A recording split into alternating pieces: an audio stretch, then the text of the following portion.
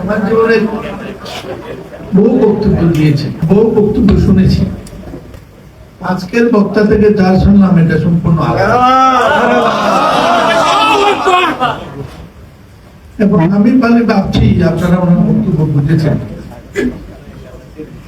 আমার ধারণা বক্তব্যটা একটু উচ্চ মার্গের।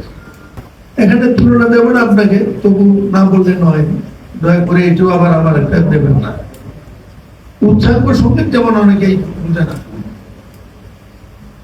বক্তার জগতে উনি উচ্চাঙ্গ সঙ্গীতের চোখ করছেন। এক গভীর প্রতিভাবান, দিন, আল্লাহ, নবী সাল্লাল্লাহু আলাইহি ওয়াসাল্লামকে যিনি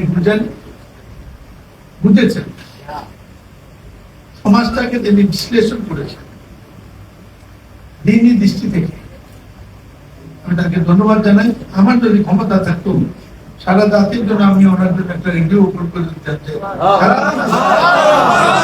সারা দিনে রাত্রি বক্তৃতা দেয় এবং ওখানে বসে থাকে, খাওয়া দাওয়া ঘুমাই ওখানে। ওনার বক্তব্য আমার কাছে মনে হয়েছে ওই দিন যেমন মনে হয়েছে ওরা আলোচনা করছে, আর এখন আজকে তার চেয়েও কঠিন মনে হয়েছে। আমার বুঝতে বিশ্লেষণ করতে কিছু পড়তে হবে।